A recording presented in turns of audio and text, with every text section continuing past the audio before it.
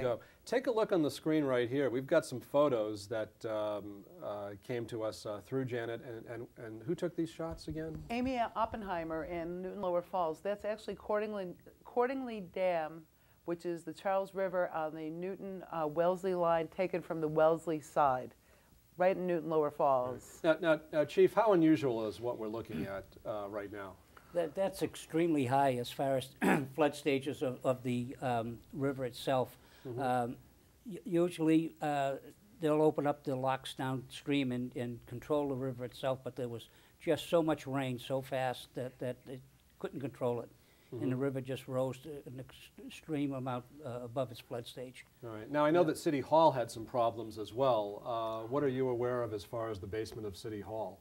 Well, with City Hall, again, we had so much rain so fast that the groundwater actually was holding water there. And again, the ground itself was probably still a little frost in it from the winter.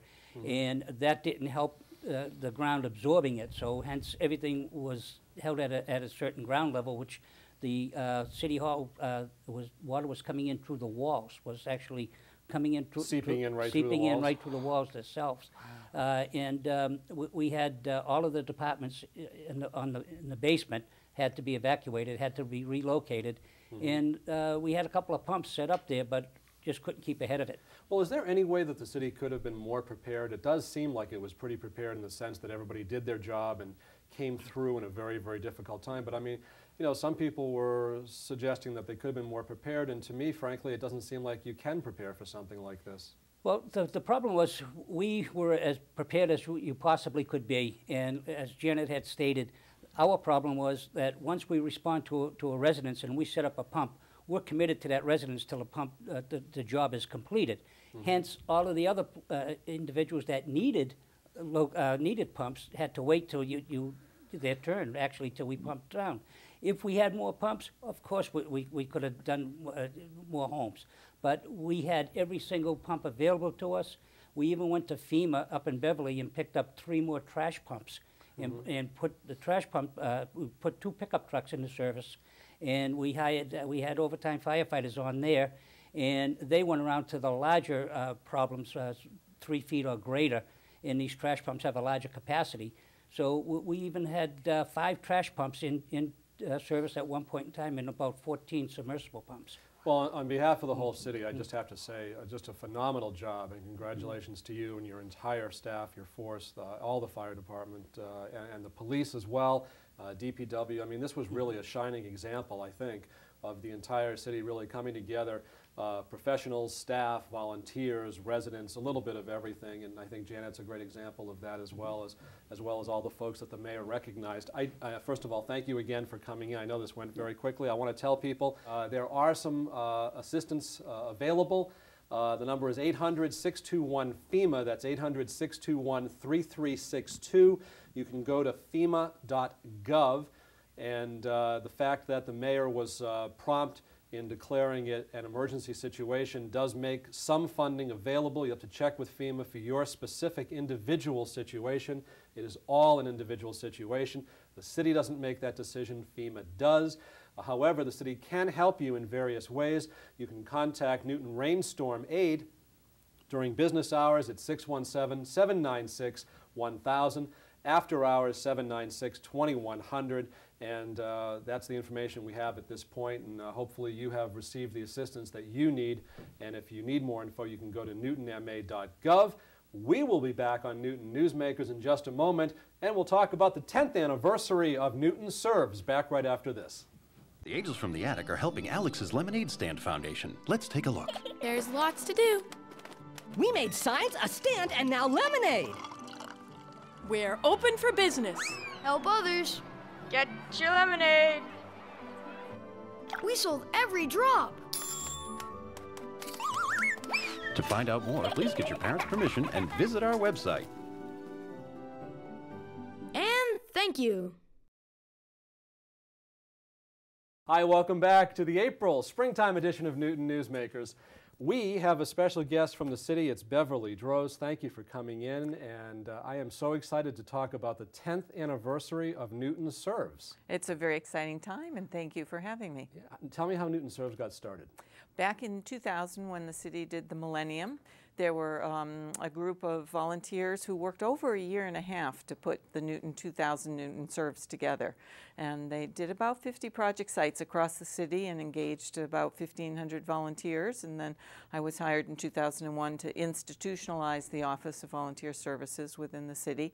And so we started in 2002, and we've been going ever since. So this is the 10th one. So last year, my wife and I and our two kids, we became very familiar with Newton Serves firsthand because our project, the four of us in our family, was to spruce up the new art center. Oh, great. And so now whenever I go into the new art center, I see my painting job, which I think there are people who can do that better than I. That's okay. But to me, it seems like Newton Serves is perfect for someone who really has more motivation than necessarily technical skills. Is that what you find? People want to do things, but they feel like they can't, and so sometimes they shy away, or how do you explain that to them? It's an opportunity to come out for a one-day project, which is nice because some people want to volunteer all the time, but this is, you know, a chance for families and friends to get together, and a lot of times, since we're doing community projects, which means that we're doing projects in the schools, in the parklands,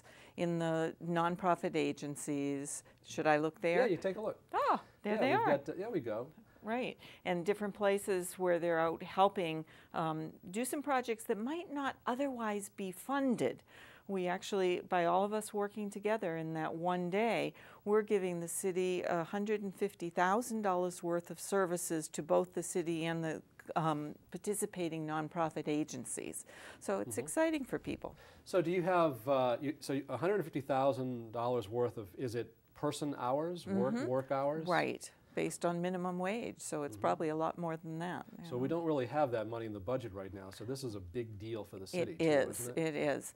And recently I've been having like 15 or 17 schools participating each year because they know it's an opportunity to really just dig in and do a major project that otherwise would languish. What's an example of a couple of the projects that, you know, are just the most, I guess not the most unique is not the appropriate English grammatically, right. But which ones are unique that would be interesting to people that are not that familiar with Newton Serves this specific year? Right, and there's a lot of people that aren't familiar with Newton Serves. I mean, it's a big city, and so, you know, obviously it grows on people with each year that more people learn about it. But it's hard for me to say which project. I mean, the projects vary so much, and that's the interesting part, and I think that's what appeals to people. Obviously, from the logistical aspect, that there's all-day projects and half-day projects, morning or afternoon. So certainly people that are in church in the morning might want to come out and do an afternoon project. Projects are indoors and outdoors. So if you want to be out doing a grounds cleanup at a park or wherever it is happening, that's easy to do. If you want to be really sort of helping with perhaps a carpentry project or a painting project, then you look at which agencies or schools are participating in those in this particular year. And then there's things where we have teams go and help the seniors that are in housing in Newton that can't necessarily afford to have certain tasks done because they may be low income. And that's really nice. The volunteers go in and do things like help them hang a picture, you know, turn the mattress, or do things that we don't even really think of but are so appreciated by these people. And then perhaps a group like Birthday Wishes, where we're coming together and making cards and packages to go to children that aren't able to afford a birthday. And so it runs the whole gamut. And on top of that, what we do is we run a food drive and a clothing drive for the stray pets in need. I don't mean clothing, but bedding drive. Sorry, not clothing. Don't bring any pet clothes. well, it is Newton. We do take good care of our pets, exactly. too. So